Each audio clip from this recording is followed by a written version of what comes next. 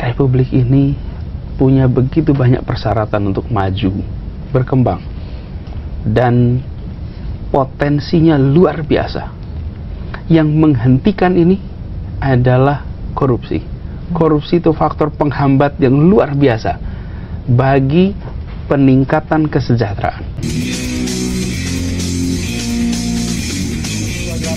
Ketemu lagi kita di channel yang perlu imajinasi gratis tidak bayar. Assalamualaikum warahmatullahi wabarakatuh. Halo teman-teman sobat Kicau Jelata, senang jumpa lagi dengan Anda. Ini hari ke-12 bulan Ramadan. Mudah-mudahan kita semua diberi kekuatan untuk mampu melaksanakan ibadah ini sampai Lebaran nanti. Tentu bagi teman-teman yang beragama Islam. Hari ini Pak Kicau ingin berceloteh tentang apa yang saat ini sedang ramai dibicarakan di sosial media.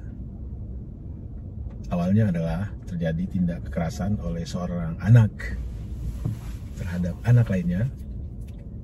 Tindak kekerasan yang tentu bagi kita sangat brutal, sangat sadis, tidak masuk akal bisa mampu dilakukan oleh seorang remaja terhadap remaja lainnya yang umurnya jauh berada di bawah dari remaja yang melakukan. Lalu kebetulan remaja yang menjadi korban dari perlakuan remaja lainnya ini adalah anak dari salah seorang tokoh organisasi, sehingga peristiwa tersebut terekspos masif, mendapat banyak empati dari masyarakat. Terlepas dari itu anak seorang tokoh atau tidak, ya semua kita patut mengutuk pelaku tindak kekerasan dan berempati kepada korban. Lalu ada rentetan peristiwa lainnya, yaitu muncul ke permukaan tentang siapa orang tua dari anak yang merupakan pelaku tindak kekerasan. Tak hanya orang tua, semua keluarga, ibunya, saudaranya terekspos. Dan kebetulan expose yang tampil di media sosial adalah expose tentang kehidupan yang glamor, kehidupan yang mewah. Tentu tidak ada masalah tentang bagaimana seorang hidup sepanjang itu dilakukan sesuai dengan profil, sesuai dengan kemampuan finansialnya, sesuai dengan latar belakang usahanya. Tetapi apa yang mengemuka setelah peristiwa kekerasan tersebut terkait dengan keluarga Mario, yang orang lihat kebetulan ayahnya seorang pegawai negeri di Direktorat Jenderal Pajak Eselon 3. Lalu orang mulai mengkalkulasi gaji penghasilan dengan LHKPN yang dimiliki ayahnya, tampilan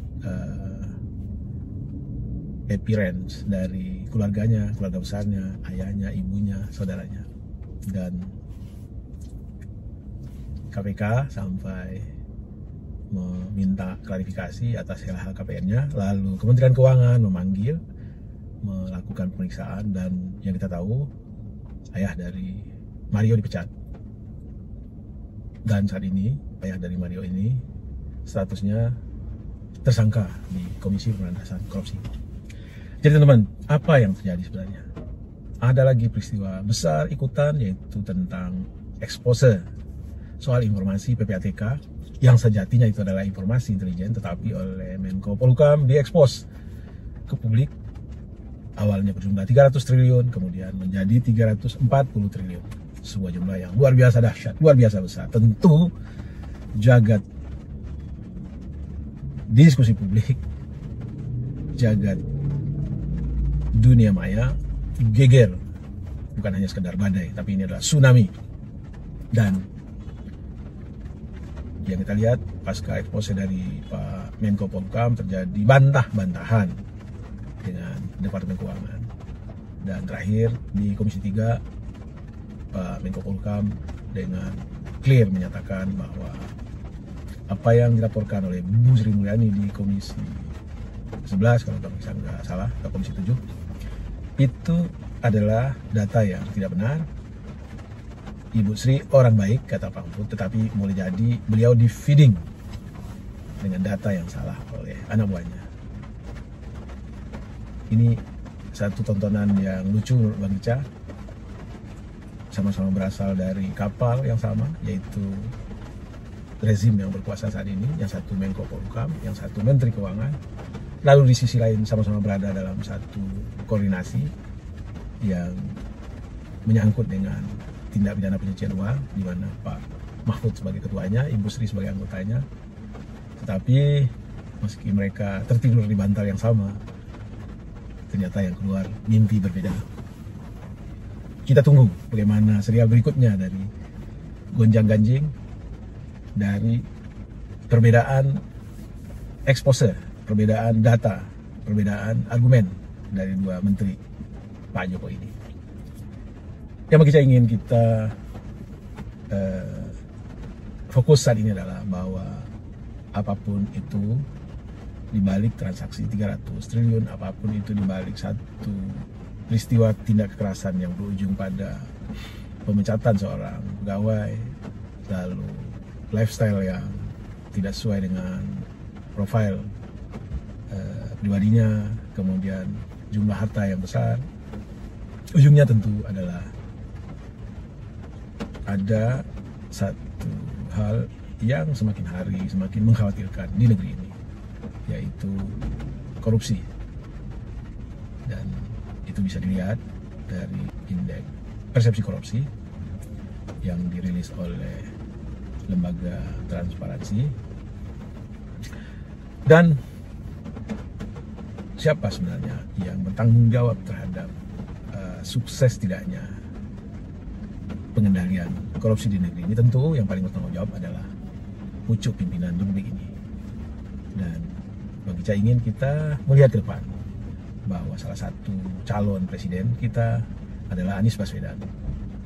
Dan Bang Ica ingin kita semua mendengar perspektif Anies Baswedan tentang bagaimana sebaiknya tindak pidana korupsi itu diperlakukan di negeri ini. Anda ini kan dulu merupakan salah satu anggota komite tim 8. Kemudian Anda menjadi salah satu anggota komite etik KPK. Mengapa sih Anda begitu concern terhadap pemberantasan korupsi? Republik ini punya begitu banyak persyaratan untuk maju, berkembang, dan potensinya luar biasa.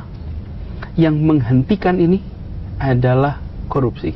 Korupsi itu faktor penghambat yang luar biasa bagi peningkatan kesejahteraan.